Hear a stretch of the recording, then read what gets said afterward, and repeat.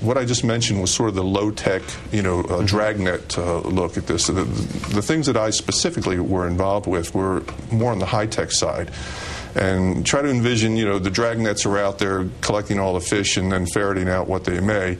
And my technical angle was to try to harpoon fish from an airplane kind of thing. Okay. So it's two separate worlds. But in the world that I was in, as to not harpoon the wrong people, in one of the operations that I was in, we looked at organizations just supposedly so that we would not target them, so that we knew where they were as not to have a problem with them. Mm-hmm. Now, what I was finding out, though, is that the collection on those organizations was 24/7, and 365 days a year, and it made no sense. And I started to investigate that. That's about the time when they came after me to fire me. But an organization that was collected on were U.S. news organizations and reporters and journalists. To what purpose? I mean, is there a file somewhere full of every email sent by all the reporters at the New York Times? Is there a recording somewhere of every conversation I had with my little nephew in upstate New York? Is it like that? If it was involved in this specific avenue of collection, it would be everything, yes. It would be everything. Do you have a sense of why, as you discovered this? I mean, do you have a sense of what this was, if it was used, to what end? I do not know. I do not know what was done with the collection. I'm sure the information, the collection was digitized and put on databases somewhere. I don't know what was done with it from that point. And this bait and switch sort of idea that this is the discard pile, we're not going to look at the media, and then it becomes apparent to you that the discard pile is in fact the save pile. How did that become apparent to you? Well, as I was going for support for this particular organization, it sort of was dropped to me that, this is to 24/7, because I was saying, I need collection at this time, at this point for a window of time. And I would say, will we have the capability at this particular point, and positioning assets. And I was ultimately told, we don't have to worry about that because we've got it covered all the time. And that's when it clicked in my head, this is not something that's being done on a onesie basis, onesie-twosies. This is something that's happening all the time. In a broad sense, and I imagine this question could be asked 100 times with much more specificity, but what other kinds of information are you aware of that was collected by the NSA on ordinary Americans? On ordinary Americans, I don't know. The parameters that were set for how to filter that, now we're back to the low-tech side, were things like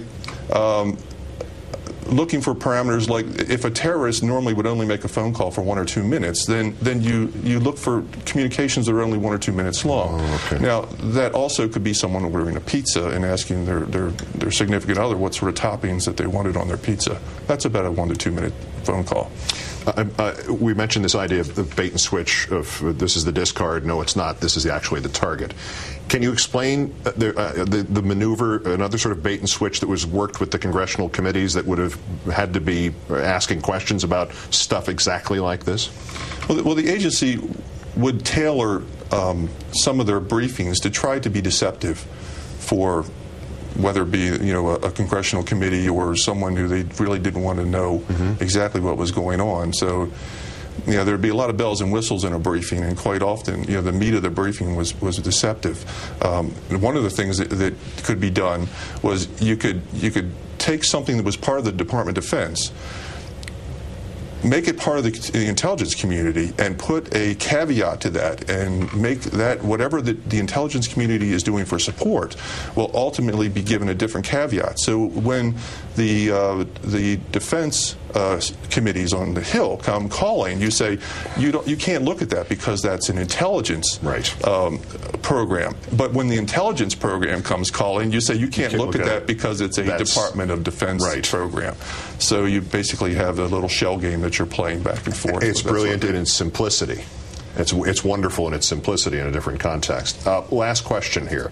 What happens now? Can the Obama administration stop this? That's the first part. And secondly, has anybody from the Obama administration been in touch with you about this?